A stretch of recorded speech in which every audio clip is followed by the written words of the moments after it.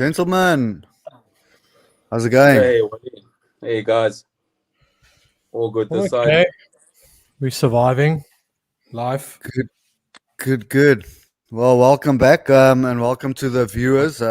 Sorry about last week. That was all my bad planning and last minute shit that caused us to have to cancel. I've just realized we got to get Cooks. We got to get Cooks a cap. That one that's on your stand. We got to send it to him somehow. Yeah, it's gotta. No, we'll send him a fresh one. We'll chat to Cloud Logistics and send him a fresh one.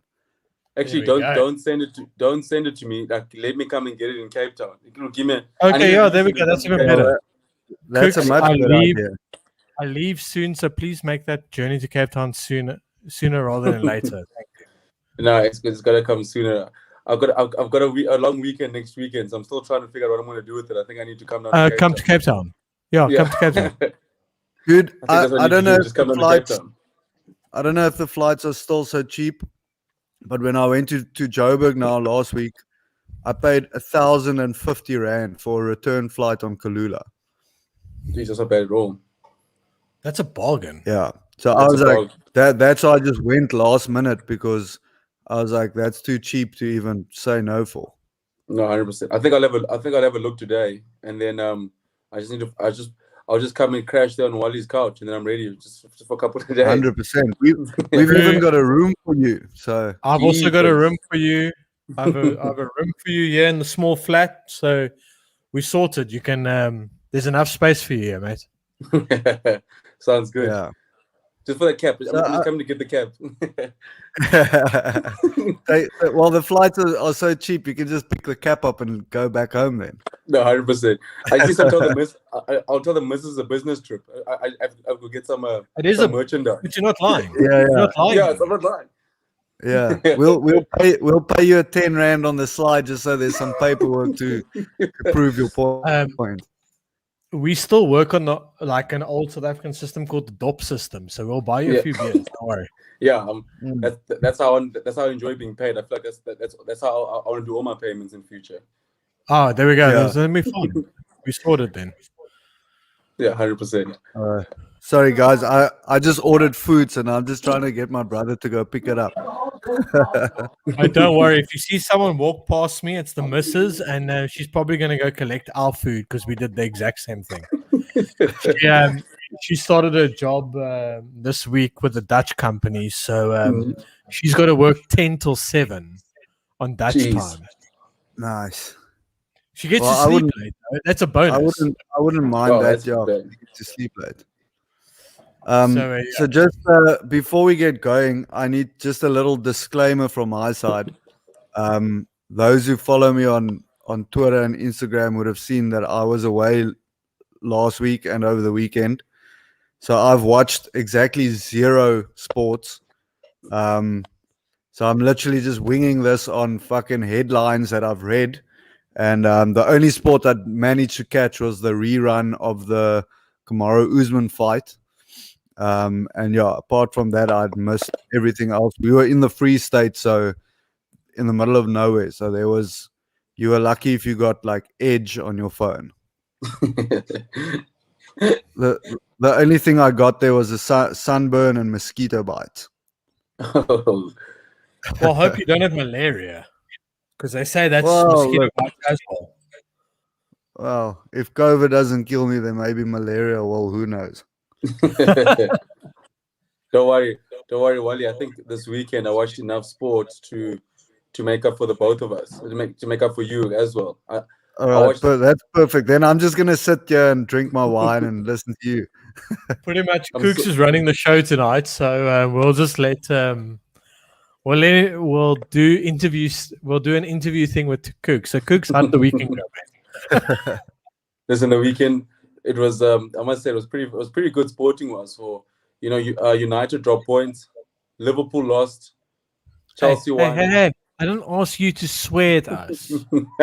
Chelsea back into the top 4. Chelsea back in the top 4. I was like, you know what? As a United fan, guys, I just want to welcome you back into Champions League places. I want to welcome you back. Just be careful because we're coming for you guys next, eh? Listen, they just need to look over their shoulder. I told a Liverpool fan when we were about 6 points behind him, like, just have a little glance. They're like, there's no way he'll catch us. There's no worry about us. And I was like, we're here now. We're back. I'm having a glance, and I'm still not worried.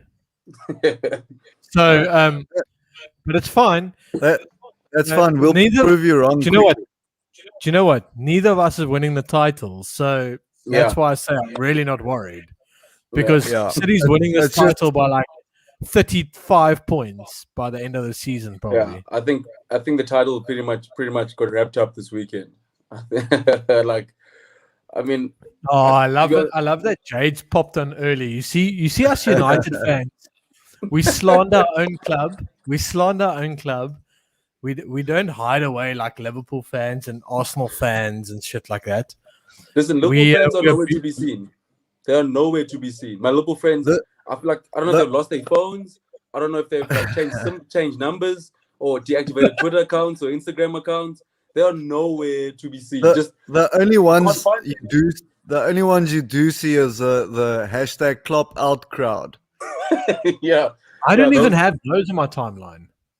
I've seen a couple of those, and I'm just even after they win last night, you don't see them. No, I feel like they're not in a good place. They're not in a good place, and it's lovely to watch. I will tell you, boys, one person that we need to get on this podcast at some point, and Ryan will just have to be mediator that whole episode. Is we're going to get our friend Jared, who used to do Team of the Weeks with us when we had a Team of the Week feature. I think we somewhere just have to do it live. We got to start doing those Team of the Week features live. I saw the man chilling. I saw the man now has been wrapped into Betway, just like fucking kooks over here. Wrapped in doing like previews these days. Yeah, I see that as well. Well, we'll have a little Betway betting section that I'll get to later. That I want you guys to. Well, all three of us will do some Premier League bets. Well, please can we not do Champions League because I just pissed away 200 rand last night. Please don't tell me bet on Barcelona. Please don't tell me bet on Barcelona. You probably went Barca Leipzig. Oh, Kirks. I did Barcelona because I looked at that PSG. No, I looked at that PSG side and I was like, that side is fucking muck. Like seriously, that side, no Di Maria, no Neymar, some missing names in midfield as well. You know what I mean? There were a few guys missing in midfield. I was like, for fuck's sakes, Barca at home, 2-1. 2-1 win. I can see this happening with absolute ease. Or even a 2-2 draw. Not mad at it. So I did Barca draw no bet. Okay. And then I did Liverpool to win because I looked at the Leipzig side and I was like, that's fucking muck. And Liverpool should deal with that. And they did do it. Did I wake up this fucking morning with a no congratulations SMS from Betway? And I was deeply pissed off. But I'll tell you my bet later. My bet for tonight, I'll tell you that later. Yeah. I was too scared to bet last night because I didn't know. I was like, geez, like, I don't trust Liverpool and I don't trust Barca, but I don't trust PSG enough to put money on them. So I feel like I was like, I'm not gonna. I'm too worried to put money on it and then flip. But then, but I was leaning more towards PSG than Barca anyway. That was like because of like Messi. Really? Messi's basically still striking. So I don't know how is he gonna play Barca? Barca are in shambles at the moment. Says Bucky's over here. The man who takes 38 hours to reply to a fucking WhatsApp.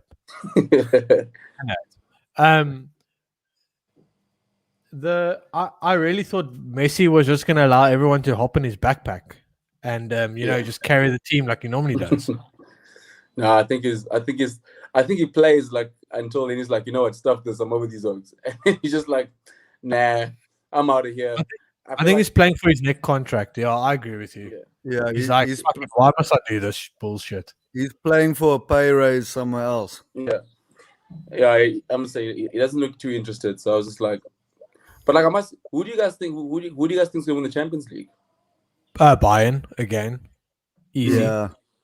They're playing fuck. Listen, let me tell you guys, the best Champions League team, and as biased as I can be as a United fan, and the best Champions League team I've ever seen, and this is since I've started watching football, was Jupp Heynckes' Bayern Munich. Yeah, they were proper. Oh, they were proper. That is the absolute best team I've ever seen in the Champions League. I don't care if Barca won fucking or Real Madrid won 3 in a row or 2 in a row. I don't care really how many they won. That is the best Champions League team I've ever watched in my life.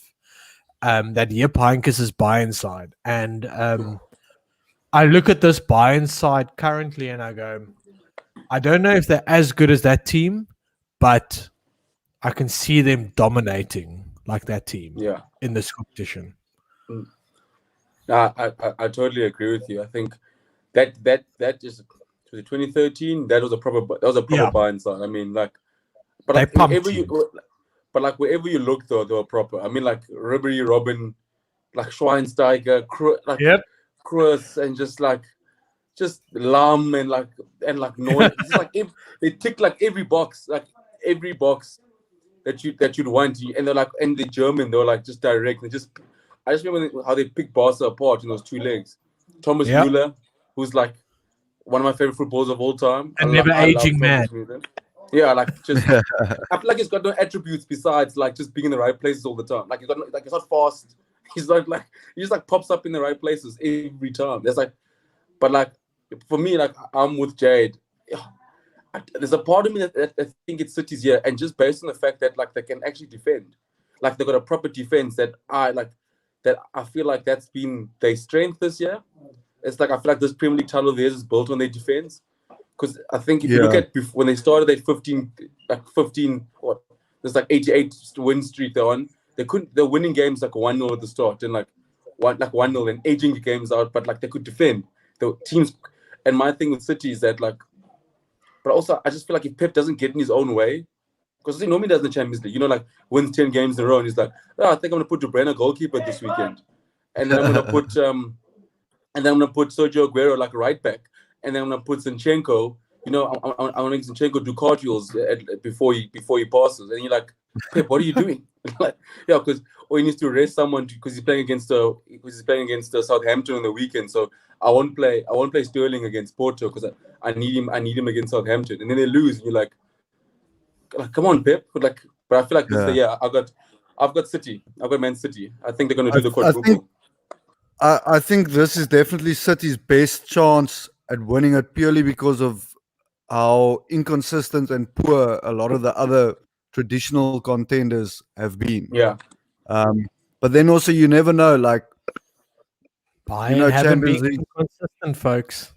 Bayern haven't been inconsistent. They still smashing teams. I'm definitely on Bayern with this one, but I think it's City's best chance to win it. I don't necessarily. And it's probably been their worst squad. Yeah, if you look at 100%. it, yeah. If you look at City's previous squads and you look at this one is definitely not their strongest squad that they've ever had. Yeah. No, it's definitely. I agree with you. So it's going to be really, really interesting. But even in the Premier League, it's almost like not taking anything away from their recent run, but everyone else has been fucking up around them. Yeah, which has given them this opportunity to build the lead that they have. Yeah, and with probably not the best, that they've played in the last couple of years or whatever. But I think it's 100%. Just all of us are giving them the opportunity to win it by a mile by being so inconsistent. And they like just up on the scratch. Yeah, 100%. I just want to give you guys something that I've just seen on the Twitter feed. I've got the Twitter feed rolling at this point in time. Jose is having a tiff with Bale's agent at the moment, which I'm absolutely loving right now. Yeah, obviously. So that's That's beautiful. That's probably the worst signing in the Premier League right now. And I don't care what everyone says. I'm actually glad United dodged that bullet. And then I just want to say, I know we're going off topic quickly, but I'm going to forget about it, so I'm just going to do it now. Happy birthday, the GOAT, Michael Jordan. He's 58 today. Oh, nice. I also saw, I think it's AB de Villiers' birthday today as well, if I'm not mistaken. Oh, is it? Two goats in one fucking 2 goats in one day. In one day, yeah. Good day to be born. Yeah, Jade. Yeah, we all shocked that Joe's are having a tiff with people. It's just like classic Mourinho. But I must say, no, never ever. Yeah, and then one thing I did manage to catch sport-wise was today. I don't know if you guys saw the Australian Open. Nadal lost in 5 sets. How? He was 2 sets up. I think it's the 3rd time only in his career that he's lost after being 2-0 up. Yeah, and Tsitsipas just went into beast mode. Like, it was incredible. It was super entertaining tennis. I'm not mad at that was Nadal losing because, as you know, I don't really support him, Wally, and I know fuck all about tennis. So that's why you don't support him, Keegan. Exactly. So clearly I'm in the right now. But he was 6-2, 6-3 up, and I was like, fuck. There was a good odds on him winning 3-0. And I was like, I should have put money on that. And then I didn't put money on that. Well, that would have been you'd think that would have been a safe bet. And then he ended up losing that 3rd set 7-6. No, 100%. And then it went a little bit downhill. I feel like I jinxed Nadal because I just finished my last class of the day, so I turned on the tennis because I had the tennis on my laptop, so I was busy watching. As I was like, while the kids were working, like don't tell the headmaster. So I was busy while the kids were working. Headmaster, don't be tuning into this. And then so he just went up 2 sets as the lesson ended. So I closed my laptop. I was like, he should have won this game. So then I closed the laptop, whatever, chilled, had sports, and then I only checked Twitter about an hour ago, and I was like, geez, the Nadal score. And like, you go like on the Australia, as you go on the app, and it's like you see Tsitsipas like celebrating. I was like, oh crap, like, don't tell me. I was like, sorry, Rafa, I think I jinxed you. I think I jinxed you properly. I was like, it's game over. Well, who's actually left in the competition? Because I'll be honest with you, I haven't really been like, tennis isn't my main forte, but I will keep an eye out on things. But I just think because there's so much else going on, I haven't really been caring too much. And I know there's a big game tomorrow with Serena. Big game tomorrow is Osaka and Serena. And then on the men's side, it's Djokovic against Karatsev or something like that. Easy win he for my came boy. in as he had to qualify to play, so he's he's been flying outsider for the semis. And then the other semi is Tsitsipas against Medvedev. That should be a good game. My boy's winning an easy Australian Open. Yeah, he should. He should win it from here. And then probably whoever wins between Serena and Osaka will probably win the final, because the other semi is between 2 ladies that's both ranked in the 20 somethings. So on paper it should be Djokovic, and then in the female side it should be whoever wins tomorrow. Listen, I'm gonna be honest with you. If I do win my bet tonight, I think I might put some money on Naomi. On Osaka tomorrow. I need a win tonight. I think that's a good bet. I've got Osaka to win tomorrow as well. I think she'll I think she'll take it. It starts at 5 tomorrow. I don't watch a lot of women tennis, but I think I might even wake up and watch that. Yeah, I think I'll get up. I want Serena. I just want Serena to tie the record, and then she can like go out in style and let like Osaka just go and dominate from there. So it's like I just wanted. Yeah. What I like about Osaka is she's got this very cool fucking vibe about her. Yeah. Like it's weird. Like it's not overpowering. So she's not trying to. I don't feel she's trying to push agendas or push. Like. I don't want to say this like to be me. Like I don't want to like be that person, but like like this whole kneeling with Black Lives Matters and all those things. Like I really enjoy like I like.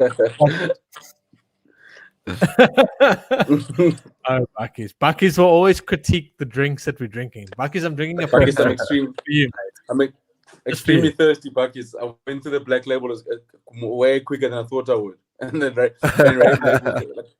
Red Bull was the only thing that was next to my table. I was like, I'm gonna smash this. Like it's so hot here. I'm like dying of heat and pee. What I love about Osaka right now is just like how she's dealing with stuff right now. Like I enjoy like she's got her own way of dealing with stuff. She's not following the norm. She's not following a script almost in a way. And I know script is probably the worst thing to say right now. But like I don't know, you guys have probably been following what Wilfred Zaha has had to say in football about the whole kneeling and stuff like that. And I know it's only one guy in the whole thing, but I've actually enjoyed and I've really loved. There we go. Jade's telling me already to tread very lightly.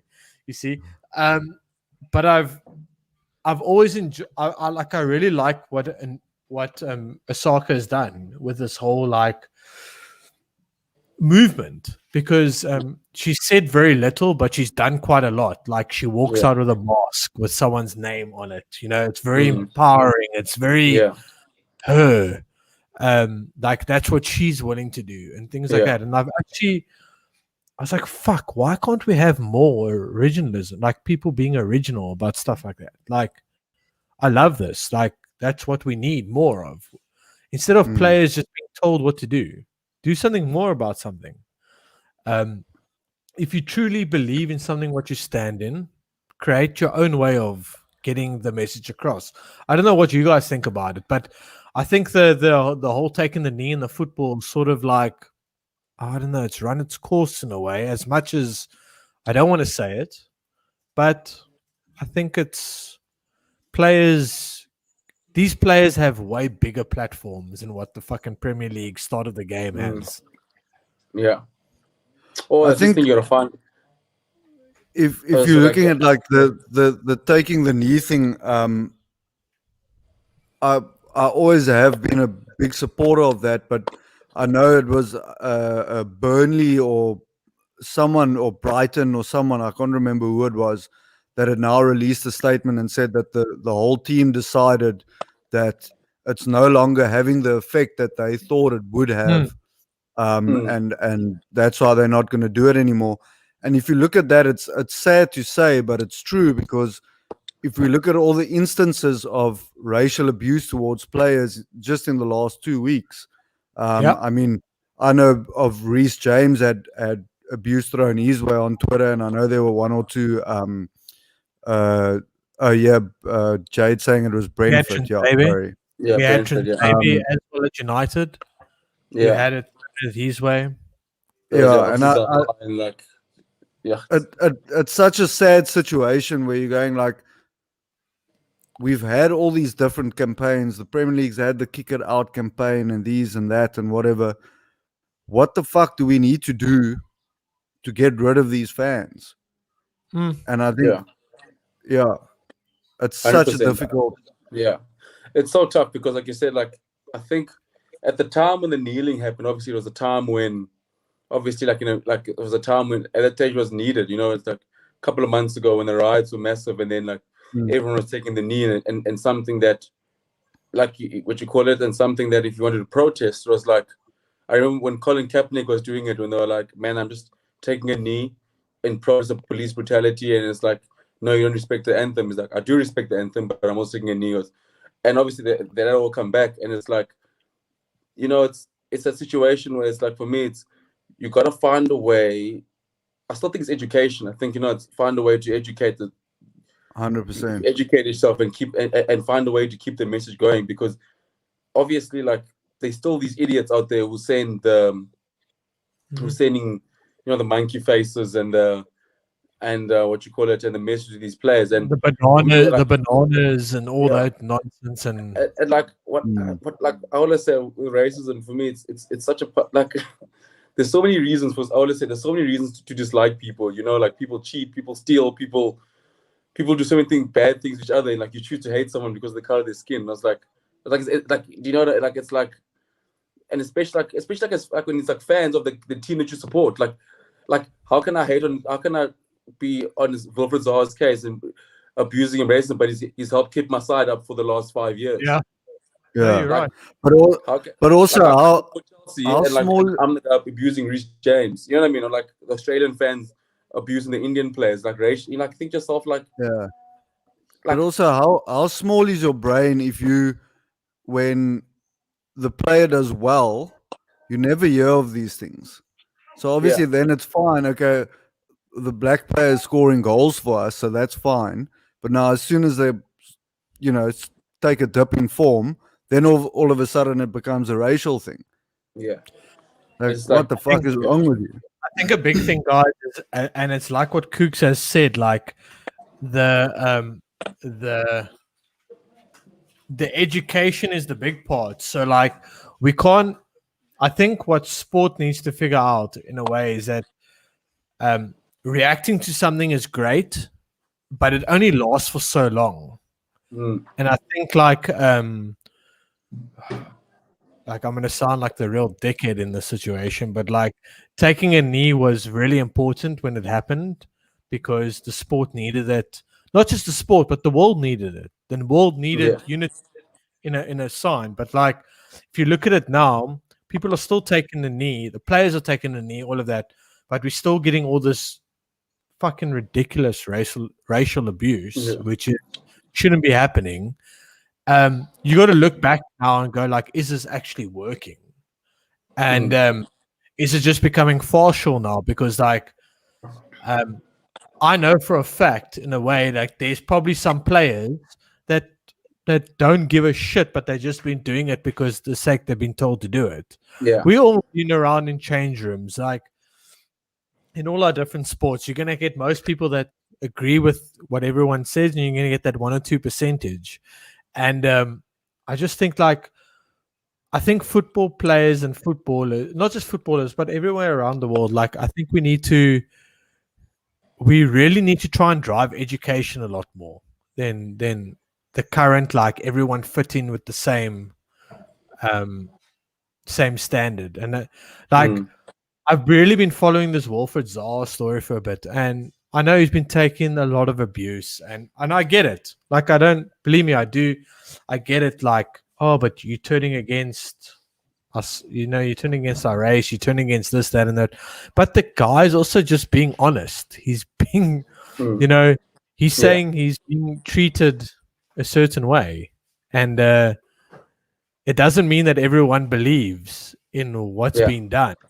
And I think I think that's degrading. Honestly, like I think it's fucking like I can't imagine. Like I can only imagine that as a player and as a professional, you do after a while feel that like you're just allowing people.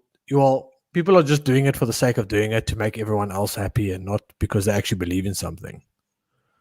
Yeah, I think it's like this thing where it's like, it's no longer. We're no longer looking at the issue. We're looking at like things like, okay, cool. Like, what are we going to do about the issue? It's like, for example, like if someone comes and I'll make this example. If there's someone that's burgled your house, and instead of sorting them out, you're still trying to decide which weapon you're going to use. Oh, I'm going to use this weapon. I'm going to use this. I'm going to do this. I'm going to do this. Like, the guys in the room so far. Like, it's like, here's the issue. So now we're no longer dealing with the issue. So it's like, okay, are we gonna kneel or not? And then people's like, yeah, but why are you kneeling for this? But like you're kneel for when this happens, and then now the debate shifts to about the kneeling. Then you're like, but guys, there's still racism going on while we're debating, like kneeling and this. At the time, it's like, you know what I mean? It's like, yeah, but all lives matter. What about my life? You're like, okay, cool, like, whoa. And then like the narrative shifts from that, and then it's like, hello, it becomes like, a dog show. Yeah, it becomes a dog show. So it's like racism. So like, okay, we'll deal with racism later. But first of all, like, listen, why are you kneeling and why this? And then like, so like then the kneeling runs its course. And then you're like, oh, you're still kneeling.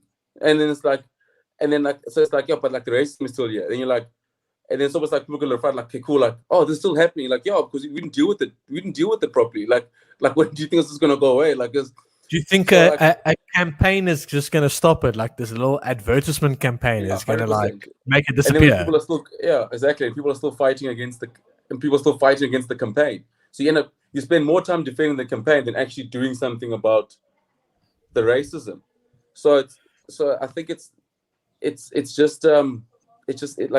something that's hard.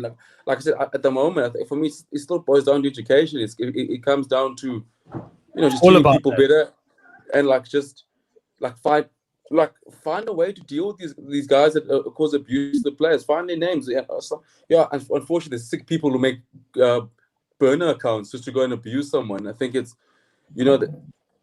there's ways. I mean, I enjoy the Australians obviously banning those fans. I mean, that's a start, but like, I don't know, find something more, like arrest them or find them 100, like, you know what I mean? Like, find a way where you there needs to be proper repercussions, otherwise it's just going to keep on happening. I'm very much, I don't know which footballer said this. I don't know, and you guys could possibly help me on this because I wasn't paying attention to it at the time. But I'm all for having to put an ID number down and having to put a cell number down when you create a social media account. Yeah, 100%. Then you get proper. Sorry. No problem. Then you get proper accountability. I'm all for that. And some 100%. footballers said it, and I know some managers have said it. I know Ole's been a big push towards that. Ole's like, there needs to be accountability, and the only way you make accountability is if people open up something. You need to put your details, like a bank, like when you open up a bank account or get a home loan and things like that. And I'm very much for it. I think we've got to be in the life, we've got to be in that life as sports fans that, listen here, I'm not going to sit here and be like, I have been an angel on social media and that, but I've never tagged a player in something and abused them. I've said a player is shit. I've said a player probably deserves to, get left out or get dropped. I've said referees should probably be, fucking thrown away. But I've never actually tagged the person in. Yeah, I agree. Rika, you're fucking Rika, you're shit, yeah. Yeah, I've never actually ever. If I have, someone can call me out on it, but I don't think I ever have tagged the player and personally told him what I thought about his performance and what I think that he should go and do. And no, he's right. Yeah, I watched that. I saw that, and it was so heartbreaking reading Ian Wright's statement that he put out. Yeah. Basically, just saying like, what the fuck more must we do? Like, we're getting abused like this, and there's no accountability. Yeah, 100%. I think sports fans and that need to realize, and especially not just in football but in all fans, like we have a say, we can say what we want to say, but fuck, like you don't bring someone personally into it. Ryan, we had a chat with Reese with Varsity Cup and players at Varsity Cup and the mental side of the game and these poor blokes and everything, and we've looked at it. And Kooks, I'm not too sure. Did you play a bit of Varsity Cup? I know you were contracted. I didn't play. EP. I was in the squad, but never played. Yeah, but you would have known. You would have known enough guys that played a bit of Varsity Cup. In your life. Yeah. Those guys take abuse and everything and that as well. And I look at it, I'm like, we need to figure out a way. And you know what, guys? It's not a South African society problem. It's a world problem. Yeah, I agree with Jillian right there. Yeah. Like, you don't need to fucking tag a play into something being shit. Like, just say it out loud. Like, you think he's playing shit, but you don't have to tag the poor oak into it. Like, it's not needed. I had a chat with what is it? Riley.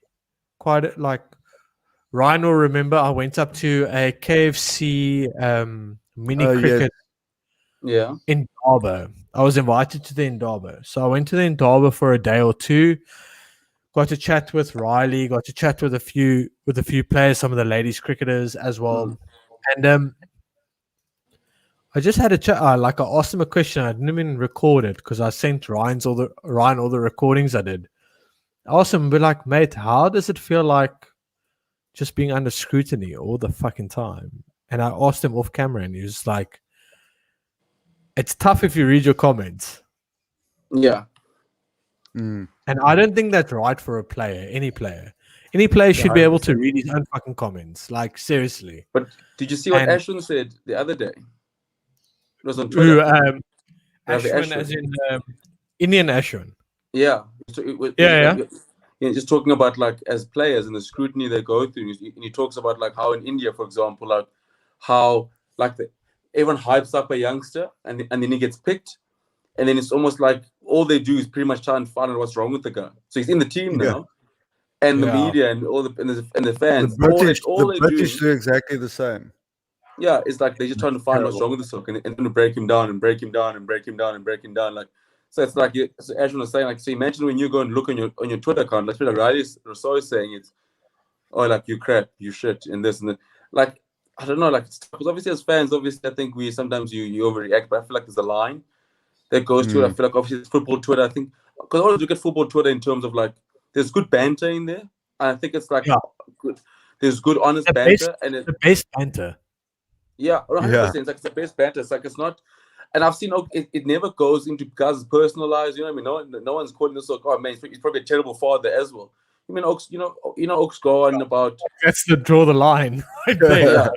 Like Oaks, like draw the line. So it's like it just becomes about banter, and then there's what I enjoy is I've seen many, even people from like different clubs. It's like someone makes a comment like, whoa, bro, that's a bit out of line here. We're just talking about his. We're just talking about his performance. We're not this Oaks didn't play well, and Oaks and Oaks just use it as banter.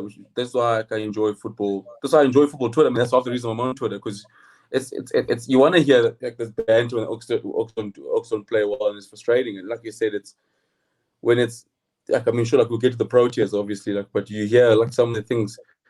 Like, you know, some of the things I'm never gonna tag Quinton the Cocken about his captaincy. Also, what I always think, you know what I mean? Yeah, what I always think is, like, I remember when I was still playing hockey, when you have a shit game, you know you had a shit game. Yeah, you don't need people to tell you had a shit game. And I can just imagine, like, I would feel cuck if my coach came to me and told me I had a shit game. Then I'd be like, fuck, okay, now I'm probably going to get dropped or whatever. I imagine you go on Twitter and it's just thousands and thousands of people. Yeah, no, that's right. Millions in this case. Yeah, 100%. No, 100%.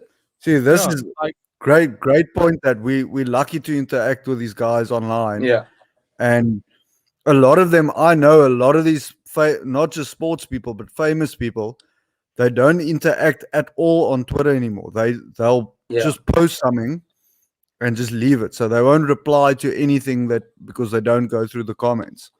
And that's probably worse, because that's bringing more of a disjustice, because you look at it and you're going, mate, this is not all about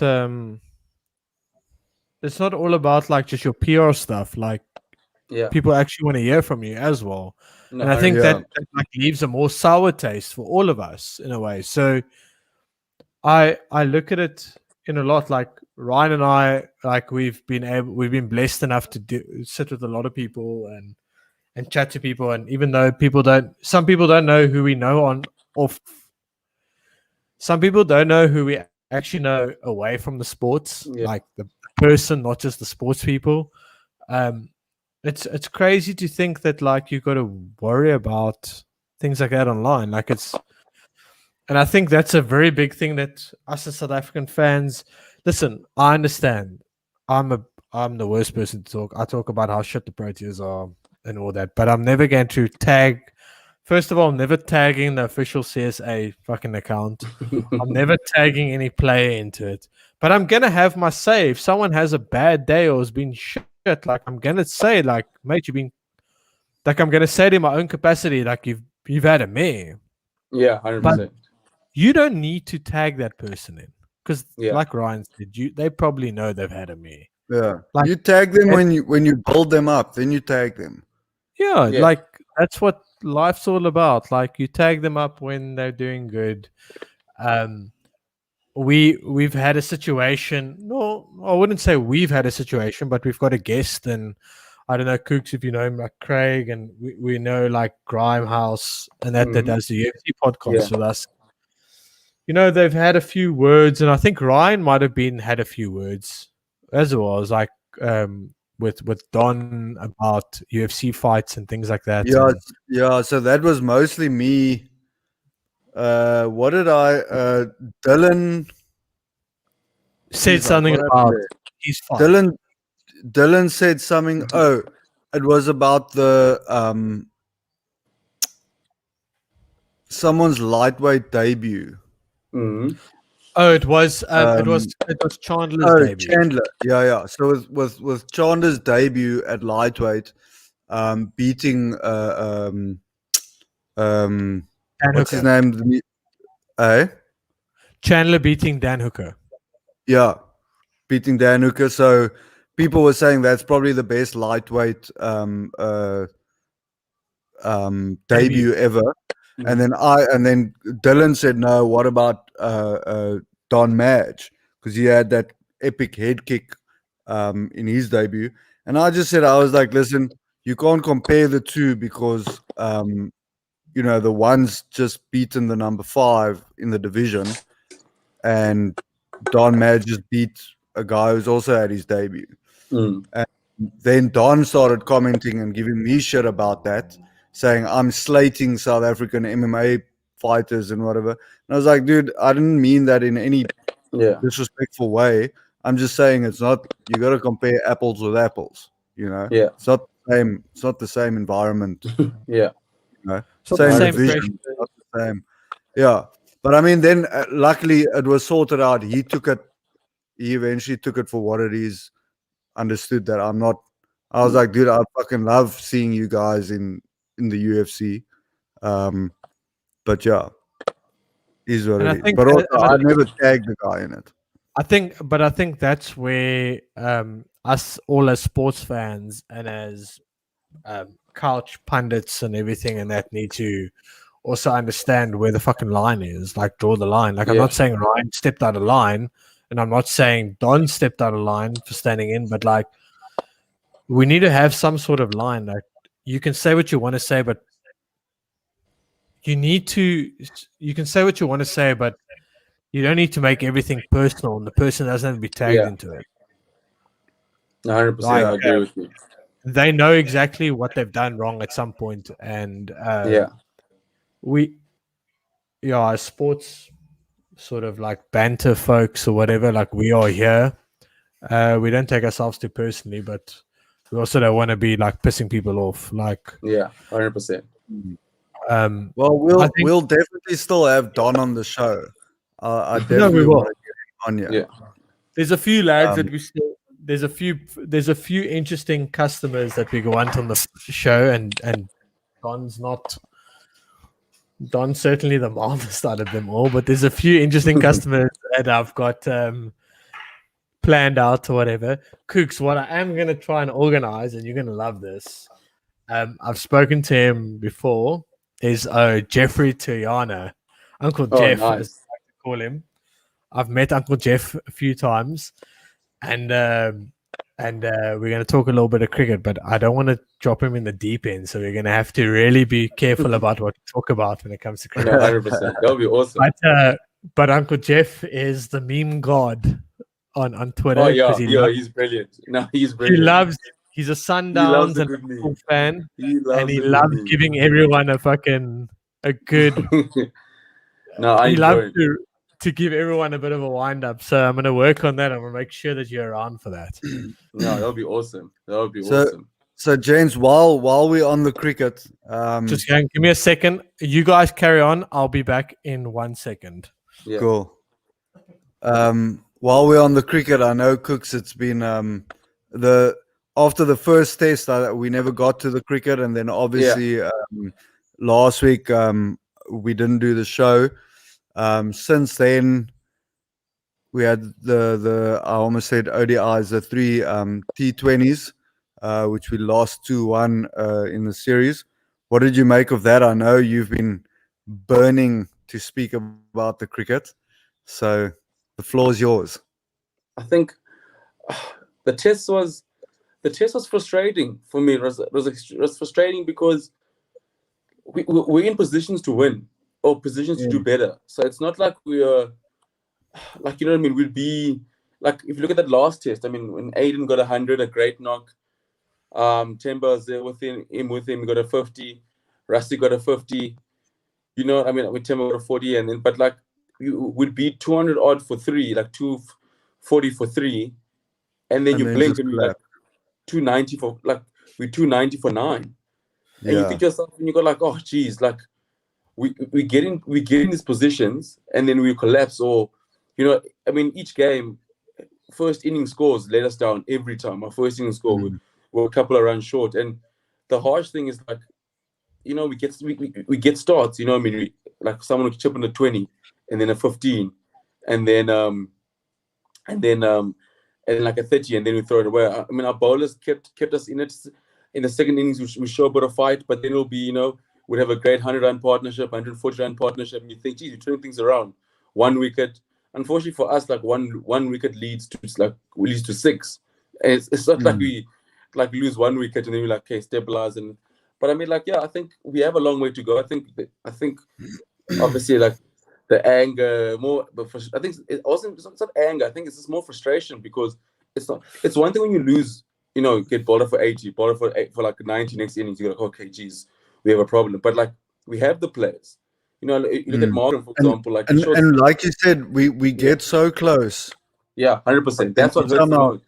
And even with the ball, I felt like, I mean, it's been an age-old thing for us where we don't get the tail out. Yeah, where exactly. You do the hard work up front, and then next thing you see, they score another 150 runs off the last like 3 wickets. Yeah, 100%. And the game, and it's like you know, with the batting, where it's the first 2, 3, 4 batsmen do their jobs, and then it's just a fuck up after that. Yeah, 100%. Like, the number of times, like, you know, like, we'd have them, what do you call it? We'd have them, like, you know, like a lead of, they 5 down with a lead of like 80. You think, geez, or lead of 90. Like, listen, if you get them quickly, you chase 150, and they let the tail wag from chasing 150 now chasing 300, and you're like, okay, well, that's game over. And like, yeah, I think that's like, it's just the frustrating part. Like I said, like, I think Keegan and I went back and forth the one morning. I said, it's the hope that kills you. And I said, it's not anything. It's the hope. You know, you wake up on day 5, like, you know what I mean? Like, we 2 down, or we 1 down. Sorry, like, Aiden is looking amazing. Rusty's looking good. You're thinking, geez, listen, we got to score 230 in the day, and then you get to lunch. You're like, okay, listen, the dream is on here, and then we need about like 130 to win, or like 110 to win, 6 wickets in hand. You blink, we lose 4 wickets for like 20 runs, and you think, oh, okay, like. It's like I said, it's the hope that kills you. The T20s, I was more positive about the T20s.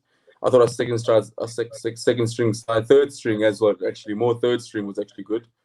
So yeah, I think there's positive signs there, and but yeah, it's just been a tough tour. I think for us guys, like, if I look at the cricket on overall standard, is we desperately need our domestic cricket to improve. Like, as I'm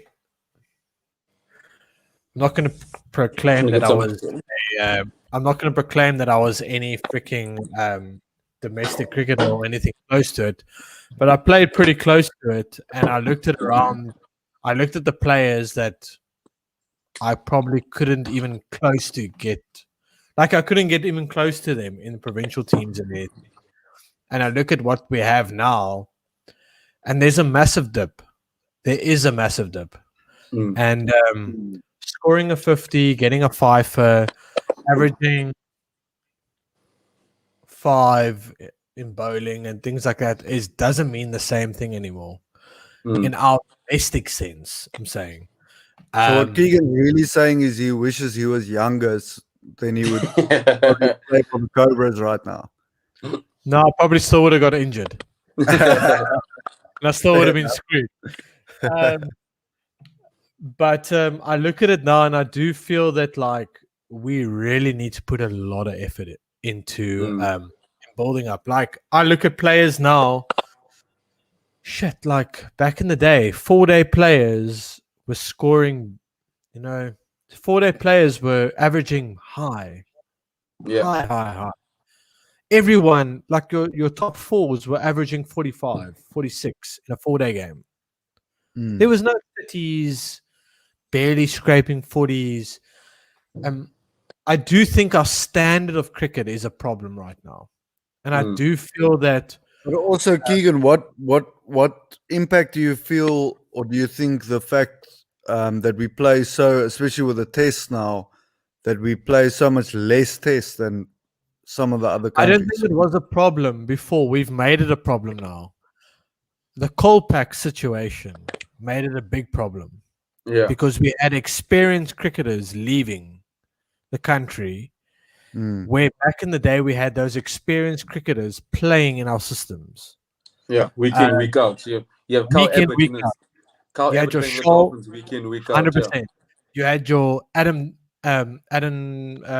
Dawson. You had your Ali Bacher, your Adam Bachers. You had your flipping Warne van Beek averaging 50. Warne van Beek, Shaw Langevelds playing week in, week out. You had those dogs playing week in.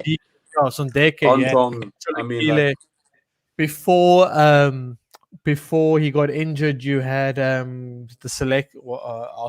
current head of selectors right now. You had Victor playing. You had all these veteran, like sort of South African players playing in our systems, and like I can go even back Benson and Hedges days. I grew up. I grew up watching Adrian Caper. I grew up watching Brian McMillan playing club games. I grew up like watching him at Newlands. I had Desmond. I played club cricket with Desmond Haynes. Oh wow! As a kid, Balville Cricket Club. Desmond Haynes was a thing. I had Alistair Johnson, the ex-West Indian. I had all these guys around me all the time as a young kid. I look at that now, and kids don't have that privilege right now. And I understand money does talk. I do understand that. But back in the day, in the systems, we made sure that money didn't talk. We made sure that we made sure we kept that knowledge here. And I don't want to talk. I don't want to talk about sporting systems and are these things right and are these things wrong? But I do think it does have a factor towards today. And I think that has also allowed money to talk in this country right now.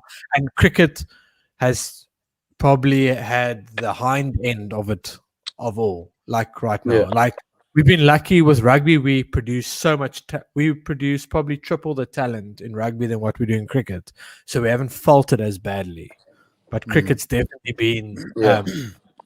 cricket's in trouble in this country, folks, and I think we've got to just accept it at this point in time. We need good leadership. We need a good leadership to come in. Investing is not just going to sort the situation out. Yeah, we need to fix a lot. Yeah, you can't just you don't just need money. You need the money to go to the right places and 100%. being utilized properly. And it does feel a little bit to me. And I don't know cricket as depth as Keegan does, but it feels a little bit like we're starting to now run out of a talent pool and a natural talent pool. And I think it's going to, if we don't change right now, and that's despite all the administrative issues that we have as well on top of that, I feel we're going to run into trouble. Yeah. I also think, okay. I think like also a big thing is I think what we take for granted in terms of we've lost really good players. Like we've lost legends. I mean, if you look at the last 2 years, we've lost Hashim Amla. He's retired. AB doesn't play anymore for the Proteas. That's two of one of the greatest batsmen in the last 10 years, in the last decade. I mean, not just like that's AB averages 50 in both in Tests and ODIs. That's gone out the window. Top Amla's gone. I mean, you don't replace that. Just like you don't find oaks like that. Just and my thing is like if you Stain now Faf's out of the Vernon Fernandes. I'm going to throw something out there. Just before we go past this, Dale Steyn threw a tweet out the other day. He's never actually retired from the Proteas. Yeah, I saw that. Yeah. He's ready to go. Yeah. So, but like, he has actually never retired from any format. Yeah. Also on a Dale Steyn tweet, I think he put it on Twitter, on Instagram. Did you guys see him skateboarding? That skateboarding video he put out. He looks fucking amazing. Good. Yeah, I was like, dude, man's got skills, man. No, he's good. We should bring him back. But you look at, I mean, like, so you've lost Hashim Amla, Avery de Villiers, Dale Steyn, Morne Morkel, Vernon Fernandes. That's 5 players that could walk into any team, any Test side at the moment. Those 5 walk into. That's half your side. I mean, that's so. I think yes, obviously it's frustrating, but I also look at it. I mean, like Faf's just gone now. I mean, that's another player that's just retired. I mean, yes, we are in deep trouble, but yes, those are massive players to lose. You don't like. It reminds me of when Australia lost like Langer, Hayden, like Warren and McGrath all at the same time, and they went through this they went through this passage of what you call rebuilding, and I mean, like they never got back to where they were. I mean, like they never ever got back to that being that Australian team. Like as good as they were the last couple of years, you don't think they're like as good as they were in the 2000s and the 90s. So I think. But now that's my concern is, do we have somewhere in the pipeline anyone and I'm not expecting someone to just replace Amla or to just replace Dale Steyn, but do we have someone to at least to a certain adequate degree fill that gap? And I think we've got to give but I also feel like we need to back someone. You know what I mean? In terms of we need to back someone and give them a chance. I mean, like I look at someone like Keegan Peterson. He's got buckets of runs for the last couple of years, and it feels like we can't give a guy 4 tests and then he's gone. And then it's like, okay, go to England for a debut series, go play 4 tests and then score runs against Stuart Broad and James Anderson. Oh, sorry, you average 20. Can I chest? No, you can't play test cricket. That's just how our system has always worked. Like we look at Aidan Markram, Markram would do well in 1 test series, so that's 3 games, because we, as South Africans, we don't play five test series anymore. When last time we played a fifer? We're not lucky for that. So, and then you get Aiden does well against this one. He fails the next 3 test series, and then we're like, okay, well, he's shit. He's out. Yeah. And then you look at it and you're like, but okay, so he played India at home and he's done, or he's done Pakistan at home, he's done well. He's gone to India away. Other than Hashim Amla and David de Villiers, which other batsman has actually fucking thrived in those conditions? 100%. And the poor kid gets thrown out. Yeah, he's gone. Nowhere to be seen. Like nowhere to. And then now it's like he's always a talent. And then he goes to the Titans. He scores 2 200s in a row, and everyone goes, "Oh, but our domestic cricket shit." So I was like, "You're not wrong. Like they're not wrong." Yeah. But where else does the kid go to score runs? Yeah. I agree with you. And then also then he goes and plays overseas, and then we also have a problem with that because now he's playing overseas. Yeah. So it's like 100%. Where do you prove yourself? Where do you keep 100%. Everyone happy? So either way you lose. That's what my thing is. Like you look at someone like Aidan Markram. I'll make this example. We know he's gifted. We know he's gifted. And And my thing is, because a lot on Twitter, like there's always arguments like he's gifted. If like I always say, look at remember when AB de Villiers came through? He was just like Aiden Markram, gets in great 30s, hits. But the difference between AB and Aiden Markram doesn't have Siya Kolisi and Graham Smith to bail him out, and that was what the difference was. Like AB would open the batting, or you bat at 5, or you know what I mean. He throws wicket away, but Amla comes in and scores 100. Smith scores 100. Kolisi scores 100. So it's like, no one remembers the 30 that he had scored, and then for example, like he clicks on, eventually gets it right in like his 40th test. You know what I mean? Like I remember like AB de Villiers, like he only got it right in about 2008, 2009, 2010. He became, and he made his debut in 2004. So it's like, give the guy a chance. Amla wasn't great when he started, but it's fine. No one notices that because Siya Kolisi was batting at 4. And like, poor Aiden Markram, we're struggling now for batters. So now it's like he's struggling. So it's like, man's not good enough. You're like, the kid is 24. Yeah, so he's 20. I'm like, guys, he's 24 years old. You watch Aiden Markram. If you believe he can't play Test cricket, you don't have a brain. Watch the bat. He can bat. He's quality. He's a quality Test. He's a quality Test player. He just needs time. Like it's all he needs. Like Steve Smith was averaging like 20 at a stage. Back him, like that's my biggest concern. Like you look at these guys. I think the approach is we need a gun batsman. We need one. England, they've got Joe Root. Australia got Steve Smith, and they've got. I mean, there's big. We don't have a gun batsman at the moment. I think that's the biggest thing. We have no one averaging 50. You can't win Test cricket, Test series, big Test series when your best batter is averaging. And nothing against Faf. I love Faf and Dean Elgar, but you can't win big Test series if your best batsman is averaging 42. You don't win. You're not beating the big guns consistently. Yeah. You're not.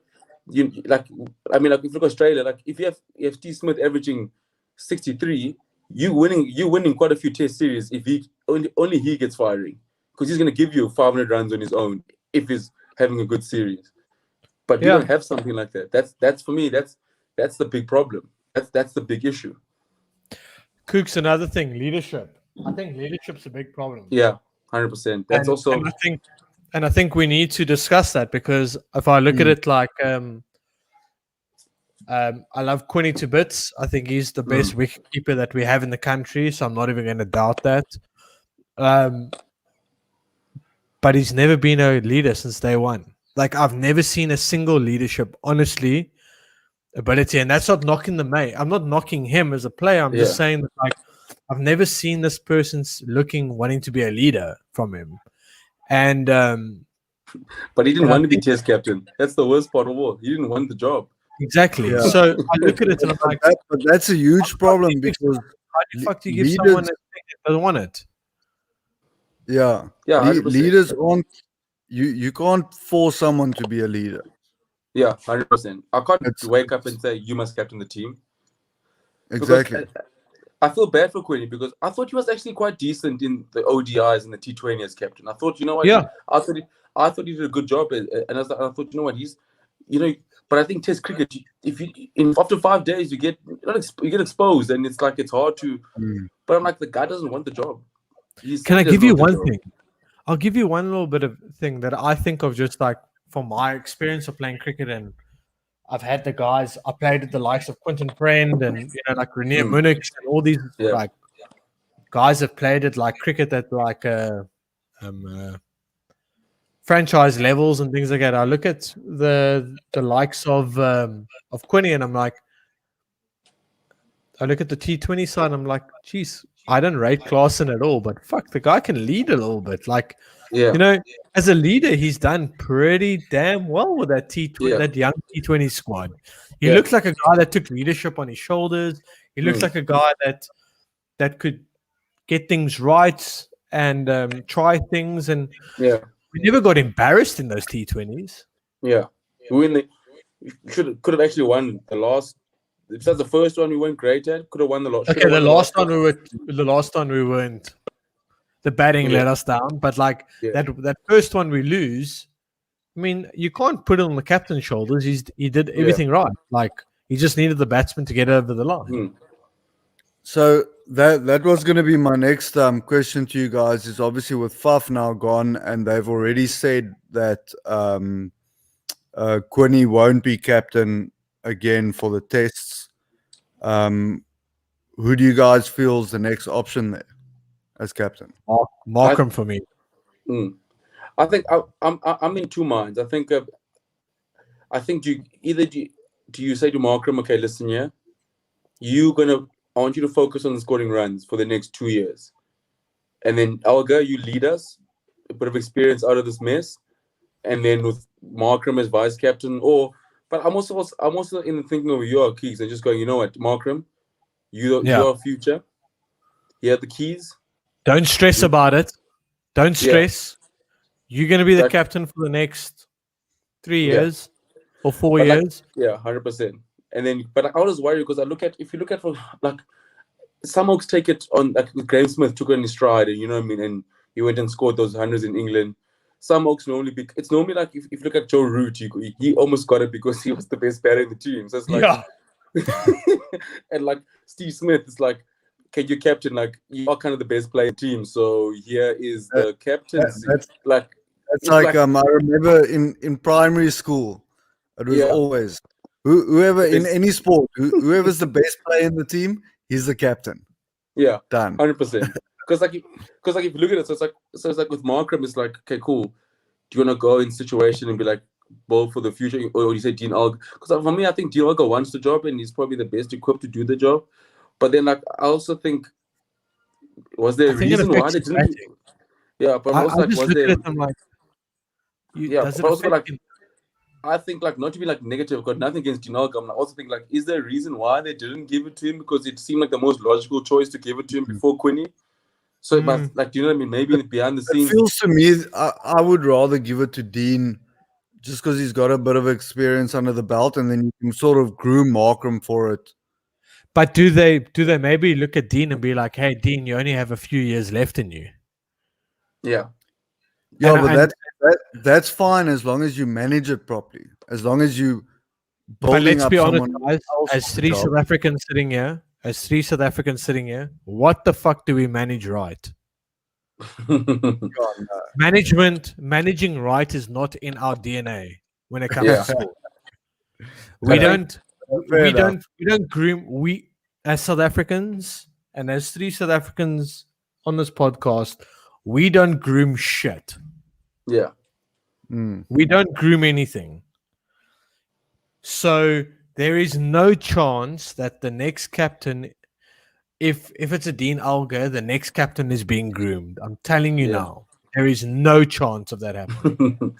so then you may as well give the next captain the captaincy now. Yeah. Just like, do the Graham Smith thing is like, I think you can be a good captain in the future. Just do it now when you're 22.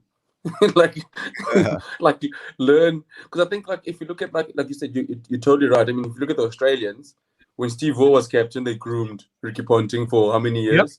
He left when Ricky Ponting was captain. Michael Clark was being groomed, and then was a seamless transition. Smithy was being groomed with Clark. So in my opinion, that's what they need to do. Obviously, it's probably the opposite of what they will do, but give it to Dean Alga, let him, run with it. Then you can even chop and change on a smaller series if you're playing Bangladesh maybe or whatever. Give someone else a shot, one of the younger guys. But I'm just afraid of throwing another captaincy at a young guy like we did with Quinny. And I understand it's different with him because he bats and keeps. So there's a lot on his plate. Yeah, but I felt bad for Quinny. Yeah, I think Quinny's situation, though, guys, to be honest with you, I think Quinny's situation is Quinny got picked because he's the best player at that point in time. Yeah, not because there's any leadership qualities. I'm not saying he's not a leader, but I'm just looking at an outsider looking in. I can't look at Quinny and be like, that's gonna guy I'm fearing in a team meeting on Thursday. You know what I mean? Like, honestly, I met Quinny once at this Audi thing, this Audi campaign that we did, and nothing against the guy. I think he's a lovely guy. But he's not what I didn't pick up at all. He's not the type of guy who's going to stand up against anyone and fucking shut them out and be hard on them and whatever. And as a captain, from time to time, you need to do that. 100%. I agree with you. And I think that's a problem. I think leave Quinny, let him do what he does best, let him bat and keep, and get someone else to I do think the like hard even work. like in the South the African tough work. sense, like I know like I look at a lot of people and I think we've all come down to the fact that I think Dean probably the best situation for us all would be Dean being test captain and Aiden being probably vice captain and growing into the role. Yeah. As South Africans, we not seeing that happen because that doesn't happen in South Africa. So the next best thing is we're going to have to just pick a youngster and throw him into the deep end, and hopefully it works out. But other than Dean and Aiden, I don't see a test captain in that squad. No. And I know there's people throwing Bavuma's name into it. I honestly, I have nothing against Temba, but I can't see that. I can see that being another Quinton O'Cock situation. I look at, I think Rassie's fighting for his test position at the moment, even though he probably shouldn't be. And we're talking about youngsters replacing other people right now. Like, we don't really have that many options, and that's a worry for South African cricket, guys. Like, shit, like you look down years down the line, like people weren't happy about Faf getting the captaincy. People were like, "Fuck, Faf's lucky to make the team." Yeah. Like, and we're in the situation now where we're going. I mean, Faf has to be in the team. Yeah. The situation. Mm. What we're going to do without him? I think we're in a bit of a spot of bother, and I think, I think people need to just look at the wider picture right now. Like, we need to start 100%. we need to look at. Don't even look at the Proteas. I think we've got to look at cricket as a whole in this country right now, and we're actually in a bit of We're actually in a bit of trouble right now, and I don't want to say write the national team off, but I also don't want to say we can't. We've got to accept it is what it is right now. We've got to accept how good we are at this stage, and we're not going to get better than it. We can't expect the Graham Smith years. We can't expect the Faf years. And we've got to start building that next generation ASAP right now, because it's the only way we're going to be better in the next few years. We almost need to write 2 or 3 years off in the future and just go, we're resetting completely. We're focusing on the local game, get that structure back up properly where it should be, and then the rest will follow from there. I think Cooks will get this understanding. Like, we need to do a Lions, and like I said, that a Western Province need to do the same thing. We need to do the Lions thing, where we get rid of everyone, all the stalwarts, everyone, get rid of everything, get a new person in, and just rebuild from scratch. Yeah. And we've seen the Lions Union do a wonderful job. Yeah. I think SA Cricket needs to do that right now as well. But I think at the Proteas, I think we're almost in that Lions situation, because I mean, like, Faf's gone now, so many players are gone, so now it's like, okay, cool. Like, if you look at the Lions, they kept like Alton Yankees, Warren Whiteley, and those dogs, and then it's almost like sitting down with like Rabada, De Kock, Markram, and saying, listen, you three, the next 10 years is depending on you Oaks. You Oaks, like Markram, you need to average 50 in 10 years' time. Rabada, you need to be the best bowler in the world, or at least in the top 3 week in, week out. You need to be our Dell. You need to be our Dell for the next 10 years. You need to be that guy that just our match winner, our Ben Stokes, that comes in late in the 5, 6 to score those big runs. But this team goes where you guys go, and then you almost go like, here's our 3 gun cricketers. This is our. You guys are stalwarts. You're our foundation. We build from you. We can't have. Yes, you'll have dips here and there, but you know what I mean. Like, out of the next 10 years, 8 of them you need to be dominant. You guys need to win ICC awards. You need to be, because I think, like, if you look at the characteristic of any great side, you look at the great England teams, like Alistair Cook, Jimmy Anderson, Stuart Broad, and like. They had those 3 gun cricketers. Then they had the guys chipping in. You know, I mean, obviously Australia had pretty much the whole team, but I mean, you got McGraw, Warren, Ponting, you know, like Hayden. That's the backbone. Then everyone else, you get role players. I mean, like, my thing is like, someone like Dean Elgar's great. You can average 42 and be our best opener. But then now you add someone like, because I mean, my friends always speak about it. There was a stage when guys, when they played for the Proteas, they were scoring 1,000 runs at Sunfield, batting 3, but they were coming back 7 for the Proteas because that's how stacked we were. I mean, Faf made his debut batting at 6. Yeah. And then when JB came back, he was batting at 7. So I mean, imagine you're busy bowling. So you get the Proteas 3 for 5. You got the best domestic batsman coming in at 7. A proper batsman, a full-on batsman coming in at 7. And then you're like, oh, geez, we had a bowling attack. Those bowling teams are for 40. Like, it was like a school's game. Like, so it's like we've been blessed, but I think we need. Now we got youngster Vian Mulder coming in at 7, having to score some runs. Yeah. We got like George Linder coming like at 7. Like we keep like you said, I feel like we keep trying to find all these puzzles and trying to like, and it's like we're going on as if we're still that great side. It's like we need to start from scratch here. We might need to find a youngster, Keegan Peterson, and let him play 20 tests and find his way. Even he might average 35 in the 20 tests, but we need to find someone who can back some youngsters. But within that period, the likes of Rabada, Markram, Dukoku, I feel like got the talent to be the best players in the world, need to step up now. They can't ride.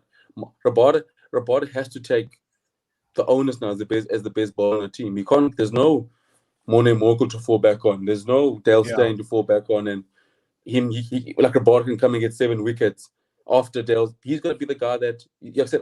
He's going to be our Dale Steyn now.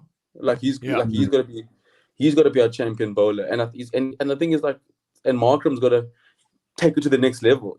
He's played almost 30 tests now. You can't be, okay, Markram, you gifted. It's that gut check time where you got to sit the guy down on the couch and be like, bro, okay, you got 100 in India now. Okay, it's time now. You're the guy now. Do you think? Cooks, do you think maybe, and I don't want to drag it out too much longer, but do you think also the fact that our coaching structure is also like sort of like in this pedestal, like not pedestal, but like in this seesaw moment at the moment? Because like I look at South African cricket and I'm like, is this coaching staff here for the next 5 years? Or are they going to be thrown out in the next, are they going to be thrown out at the next series? And me as a fan, and me as like a cricketer who would have loved to have played for the Proteas at some time in my life, I look at them and be like, shit, like the coaching staff might be out the window by the next series. Like I'm not even sure if there's a 5-year plan that they will be there. Yeah, no, I agree with that. Helps that always gives a little bit of uncertainty with the players in the system as well. Yeah, because the thing of, if I'm coach, I mean, we all coaches here. I mean, we all coached before. Yeah. If you're under pressure, you believe in results now. I'm not gonna build a side for 10 years time. For 3 years time, we're not gonna be there. You like, want to win your next game. Yeah, like if for example, like if I'm under pressure, I'm not gonna build a side for okay, I'm gonna use this group of youngsters for the next year. But next year, I might not be here next year. So so it's like I need to find a way to win now. And I think also it's like the uncertainty of all of that with Boucher getting the job and everything. So you know what, if you're gonna stick with Boucher, it's almost like CSA. You know what, Graham Smith announced tomorrow Boucher's got a new 2-year extension. Yep. Deal with the flack that's gonna come with it. Deal with it, whatever. And like, like stuff everything. This is what I'm gonna do now. And it's like my thing. I say with like even coaches when they're like, like what about this player? What about this player? Just almost go in the meeting and be like, it doesn't fit my plan. Sorry, that's why I don't pick him. It doesn't fit in my plan. Sorry, next note. And it's like where Graham Smith goes, you know what, Boucher, he signed a 2-year deal extension. Aidan Markram's captain. This is the future direction. You take the flag and be like, listen, Bouch, this is what we're doing. This is where we're going. Yep. You are a guy for the next years. Obviously, bear what you call it, like something catastrophic happens. You know what I mean? Like we can't win a test. But like, I mean, my thing is, if you look at Justin Langer, for example, Australia, they're like, Justin, get us out of this mess for the next 3 years. You are a guy now. I think now, obviously, he's under pressure because they're going, okay, cool. You got us out of this mess. Now what? Like now you got to build on from this. But like tell the guy, tell Bouchke for the next 2 years, bro. From now until 2022 or 2023, to the next World Cup. Okay, this is your job. You need to get us Show out us of this you mess. deserve it. Show us you deserve it for longer than this. Yeah. And I think, like you said, like Langer got them out the shit. So Langer got Australia. Langer actually sort of brought the medium, like really just flattened everything out for them. Got stability back. Stability is probably the key. Like they got nice and stable, all of that things. Now the question is, can Langer take us to the next level? Yes or no? Okay, that's a decision Australia need to make. But we need 100%. stability. Fuck, like we don't even have stability right now. We don't even have stability right now. So we need to sort of like. Well, Cooks doesn't even have stability on his camera there. No, my camera's like falling apart. I don't know what. My camera is like just every time I blink, it's falling. But yeah, I just think I just from my point of view, and I don't want to drag it out too much longer. I think like the coach, if we can get the coaching structure stable. And like Cook said, give it a 2 years, give it a 3 years. I do think it makes the players a little bit more, I don't want to say a bit more committed, but I want to say at least the players feel that there's a plan to go forward. And when they're getting backed in, if Markham's being backed for, you're going to be our opener for the next 3 years or the next 10 tests, the next 5 series. There's a bit of consistency, and consistency always 100%. Helps you to improve later on. Yeah, no, 100%. Okay, gents, just quickly before we wrap up, I want to do a quick little betting accumulator. So we're each going to build I'm just going to get my charger. Accumulator. Cool.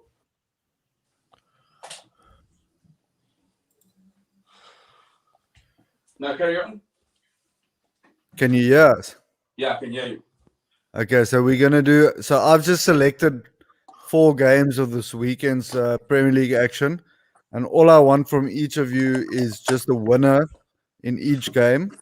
And then what I'll do is I'll put it on Twitter and whatever this evening and tomorrow. But we need to each build our own accumulator on these games. So... First up, big game this weekend. Merseyside derby. So you're dropping it like the proteins in the slip quarter now.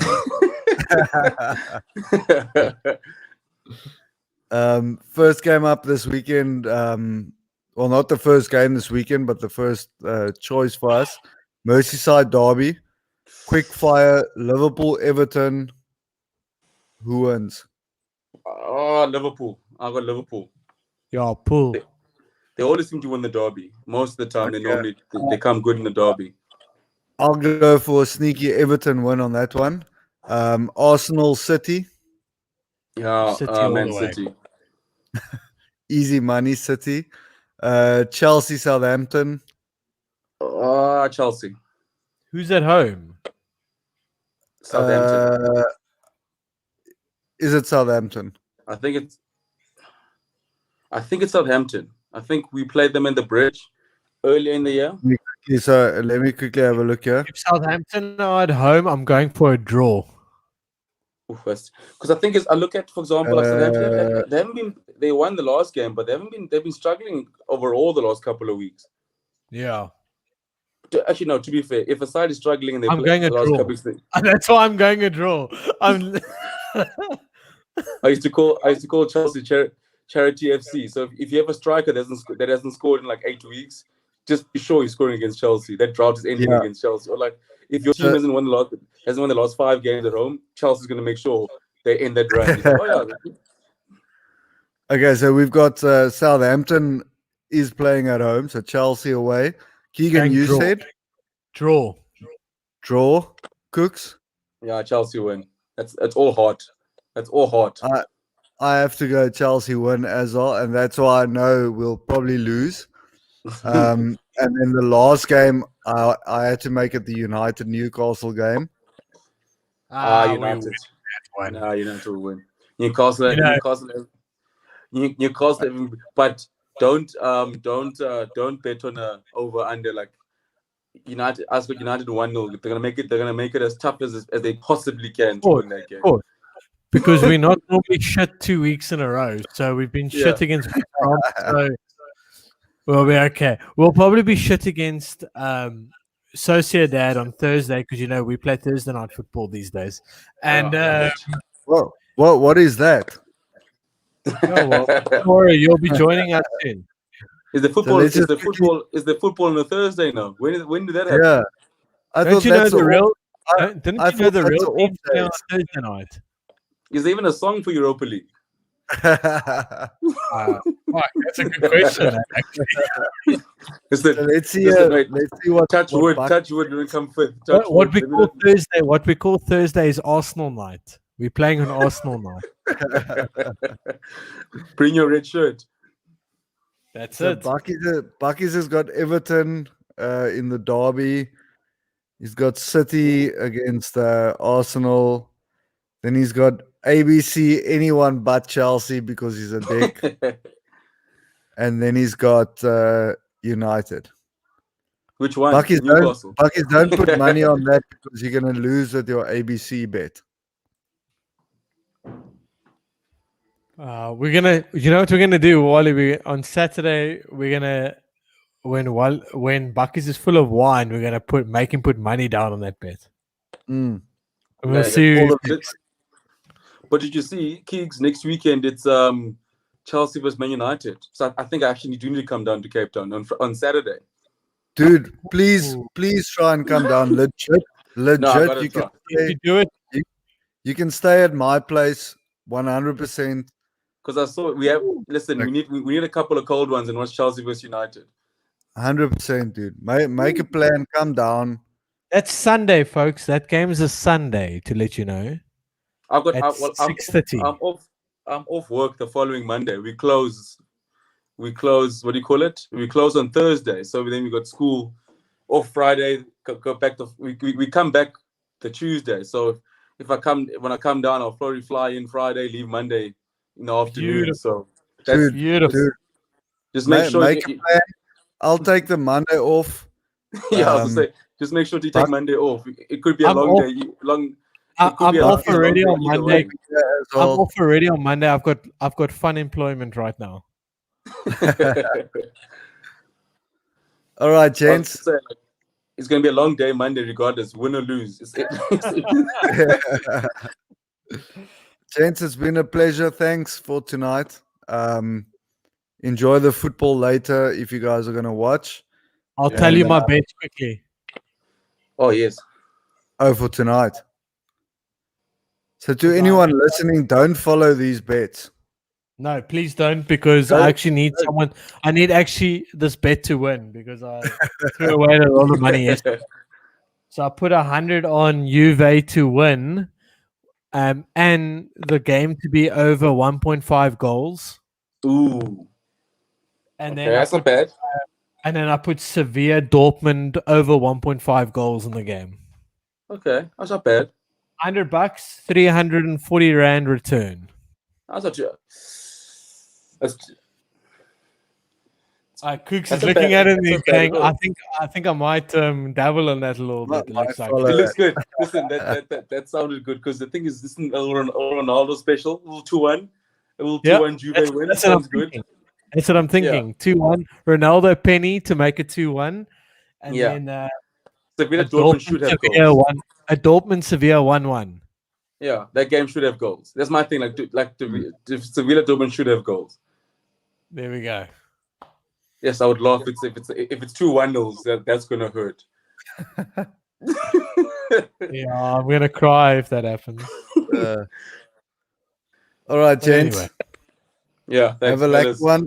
Everyone, thanks for tuning in, and we'll see you guys. Well, Cooks, we'll see you over the weekend, and we'll see the rest of the people next week. Cheers, guys. No, not this weekend, next weekend. Next weekend. Cheers, guys. Yeah. Cheers.